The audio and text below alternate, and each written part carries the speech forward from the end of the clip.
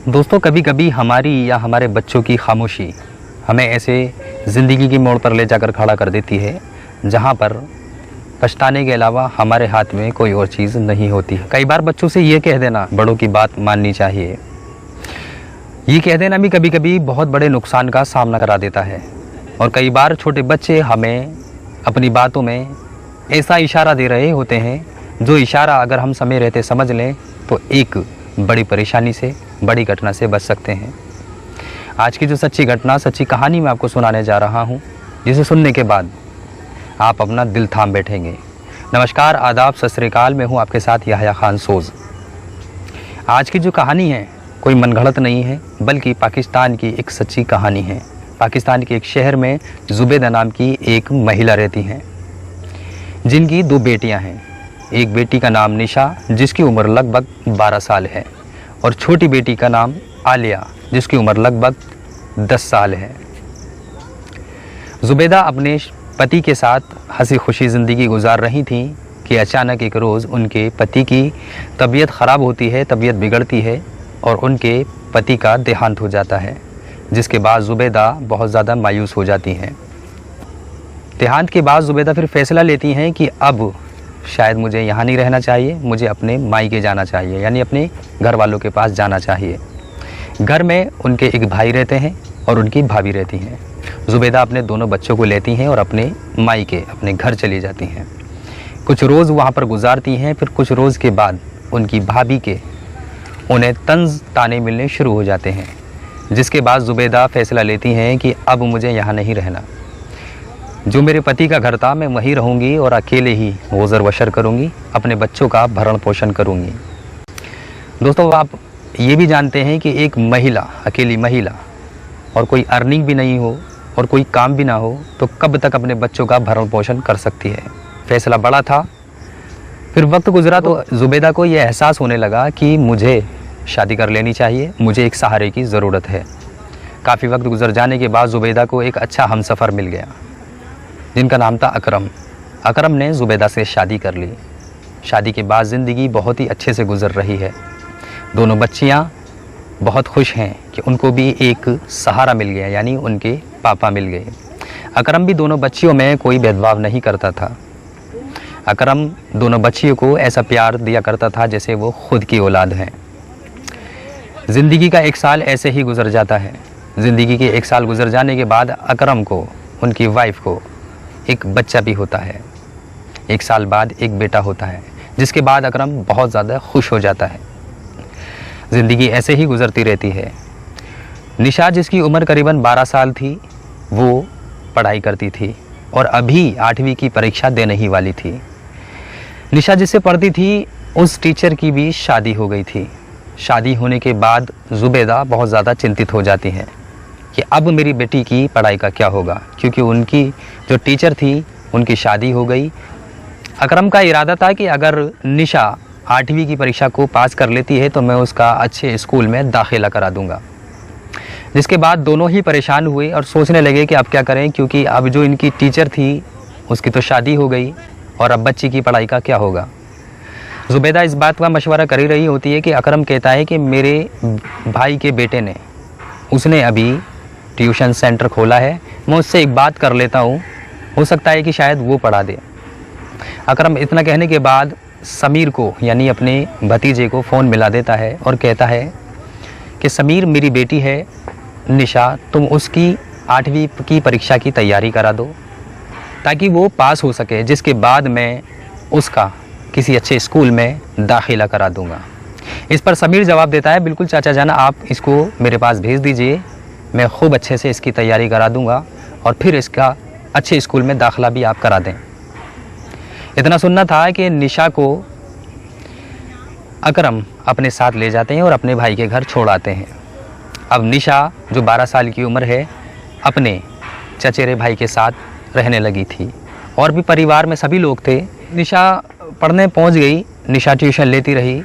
कुछ वक्त गुजरता रहा तो निशा को महसूस होने लगा कि शायद मेरे भाई की नज़रें मुझे अपने ऊपर ठीक नहीं लग रही हैं। जिसके बाद निशा चिंतित हो जाती है और अपनी माँ को फ़ोन करती है और कहती है माँ मेरा यहाँ दिल नहीं लग रहा है, लिहाजा आप मुझे यहाँ से बुला लीजिए। अब ज़ुबैदा पलट कर जवाब देती हैं, बेटा कुल 1 महीने की सारी बात है, आप अपना सारा जहन, अपना सारा दिमाग अपनी पढ़ाई में लगाइए ताकि आप पास हो सकें। अगर आप पास हो जाएंगी तो आपका एडमिशन हम एक अच्छे स्कूल में करा देंगे जिसमें आप बहुत अच्छे से पढ़ाई करेंगे। अब इस बात को सुनती है निशा और ख़ामोश हो जाती है और अपनी माँ के सपनों को अपनी आँखों में भरकर चुप्पी साध लेती है। जिसके बाद समीर लगातार इस पर गंदी नज़र बनाए हुए था। फिर एक रोज़ समीर के घर वाले एक शादी में गए हुए थे। अब निशा और समीर दोनों घर पर अकेले हैं। मौका देखकर समीर निशा के कमरे में जाता है और जाकर उसके पास बैठ जाता है और उसके बालों को सहलाने लगता है और उसके गालों को सहलाने लगता है। ये सब देखकर निशा घबरा जाती है और कहती है भाईजान आप ये क्या कर रहे हैं। समीर कहता है कि निशा तुम मुझे बहुत अच्छी लगती हो, तुम बहुत प्यारी हो। इतना सुनना था कि 12 साल की निशा घबरा जाती है। घबराने के बाद कहती है भाईजान आप मेरे बड़े भाई हैं, आप मेरे बारे में ऐसा ना सोचें। लेकिन समीर के दिमाग पर पूरी तरह शैतान सवार था और उसने फैसला कर लिया था कि मैं आज निशा के साथ दरिंदगी कर कर ही रहूँगा। जैसे ही निशा उस रूम से बाहर निकलने की कोशिश करती है तो समीर उसको पकड़ता है और बेड पर धक्का दे देता है। धक्का देने के बाद समीर उसके साथ वो सब करता है जो हम आपको बयां भी नहीं कर सकते। जब ये सब हो जाता है तो निशा बेहद घबरा जाती है और फिर से अपनी माँ को फ़ोन करती है, माँ मेरा यहाँ बिल्कुल भी दिल नहीं लग रहा है, लिहाजा आप मुझे यहाँ से बुला ही लीजिए। जब थोड़े अल्फाज सख्त हुए तो माँ ने कह दिया कि ठीक है मैं तेरे पापा से बात करती हूँ। ज़ुबैदा जाती हैं और अकरम से सारी बात बताती हैं कि निशा का बहुत ज़्यादा दिल उखड़ रहा है और वो कह रही है कि आप मुझे बुला ही लीजिए। इस पर अकरम गुस्सा हो जाते हैं। अकरम कहता है कि इसका पढ़ाई में दिल है ही नहीं, ये पढ़ना ही नहीं चाहती है। मैं तो चाह रहा था कि मैं इसका दाखिला एक अच्छे स्कूल में करा दूंगा जिसके बाद इसकी ज़िंदगी बहुत ज़्यादा खुशहाली से गुजरेगी और आगे पढ़ाई में बढ़ती रहेगी, लेकिन मुझे नहीं लगता कि ये पढ़ पाएगी। इतना कहकर अकरम अपने भाई के घर पहुंच जाता है और निशा को जाते ही डांट लगाने लगता है और कहता है कि अगर तुम्हारा पढ़ाई में दिल नहीं है तो हमें बता दिया होता, हम तुम्हें यहाँ भेजते ही क्यों। और वाकई तुम्हारा पढ़ाई में दिल नहीं है तभी तो अपनी माँ को तुम बार बार फ़ोन कर करके परेशान करती हो। जिसके बाद समीर इस बात को सुनकर फ़ौरन कहता है, जी चाचा जान आपने सही कहा, इसका दिल बिल्कुल भी पढ़ाई में नहीं है बल्कि इधर उधर की बातों में ज़्यादा लगा रहता है। अब निशा ने यहाँ पर चुप्पी साध ली और सोच लिया कि एक बार मैं अपनी माँ के पास चली जाऊँ, फिर मैं सारी बात उन्हें बता दूँगी। अकरम निशा को लेकर अपने घर पहुँचते हैं। घर पहुँचते ही निशा अपनी माँ के गले से लगकर खूब रोती है और सारा मामला अपनी माँ को बता देती है, जिसे सुनने के बाद ज़ुबैदा हैरत में हो जाती हैं, सर पकड़ लेती हैं। फिर फ़ौरन ही ज़ुबैदा अकरम के पास जाती हैं और कहती हैं कि आपके भतीजे ने देखिए मेरी निशा के साथ क्या कर दिया। इतना सुनने के बाद अकरम गुस्सा हो जाता है और समीर को फ़ोन मिलाता है और कहता है, समीर तुमने ये क्या हरकत की है, मैंने तुम्हारे ऊपर भरोसा करके अपनी बेटी को तुम्हारे पास भेजा और तुमने इसके साथ क्या हरकत की। इतना सुनने पर समीर जवाब देता है कि चाचा जान ऐसा कुछ भी नहीं है, ये मुझ पर झूठा इल्ज़ाम लगा रही है, ये सारे की सारी चीज़ जो है ये सिर्फ पढ़ाई से बचने का बहाना है और ये मेरे ऊपर झूठा इल्ज़ाम लगा रही है। इतना सुनने के बाद अकरम कहता है कि बेटा तुम सही कहते हो, मैं तो सोच रहा था कि ये पढ़ाई करेगी आगे बढ़ेगी और मैं सोच रहा था कि लोग वैसे ही कहते हैं कि अपनी औलाद में और पराई औलाद में फ़र्क होता है, सौतेली औलाद में फ़र्क होता है। मैं ही पागल था जो इसके लिए सब कुछ सोच रहा था। आखिर इसने ये साबित कर ही दिया कि गैर औलाद गैर की ही होती है। इतना कहकर अकरम फ़ोन काट देता है, जिसके बाद वो कहता है निशा से, निशा अगर तुम्हें पढ़ाई नहीं करनी है तो बिल्कुल ना करो, लेकिन किसी की इज़्ज़त के ख़िलाफ़, किसी के ख़िलाफ़ और किसी के ऊपर इतना घिनौना इल्ज़ाम ना लगाओ। अब ये बात वहाँ पर रफ़ा दफ़ा हो जाती है। थोड़ा वक्त गुज़रता रहता है कुछ महीने गुजर जाने के बाद निशा के जिस्म में तब्दीली आना शुरू हो जाती है। फिर एक रोज़ पेट में बेइंतहा दर्द होता है, जिसके बाद ज़ुबैदा परेशान हो जाती हैं। ज़ुबैदा उसे डॉक्टर के पास लेकर जाती हैं, जहां डॉक्टरों से पता चलता है, डॉक्टर कहते हैं कि ये बच्ची माँ बनने वाली है। अब इतना सुनना था कि ज़ुबैदा के पैरों तले ज़मीन निकल गई और ज़ुबैदा अपने सर को पकड़कर बैठ गई कि आखिर ये क्या हो गया। ज़ुबैदा घर वापस आती हैं और सारी कहानी अकरम को बताती हैं। अकरम इस बात से बहुत ज़्यादा चिंतित हो जाते हैं, जिसके बाद अकरम फैसला लेता है कि अब ये बच्ची मेरे घर में नहीं रहेगी। अगर ये मेरे घर में रहेगी तो मेरी बदनामी होगी, समाज में मैं नज़रें ऊपर कर कर चल नहीं पाऊँगा, लिहाजा अब ये मेरे साथ नहीं रह सकती। ज़ुबैदा अकरम को बहुत समझा बुझाने की कोशिश करती है कि आप ऐसा ना करें, इसकी बच्ची की ज़िंदगी पूरी तरह बर्बाद हो जाएगी, आखिर ये कहाँ जाएगी, हम ही तो इसका सहारा हैं। जिसके बाद अकरम नाराज़ होकर वहाँ से चला जाता है। रोज़ मौका पाकर ज़ुबैदा समीर को फ़ोन करती हैं और कहती है, समीर मैं तुमसे मिलना चाहती हूँ। समीर मौका देखकर घर पर आ जाता है।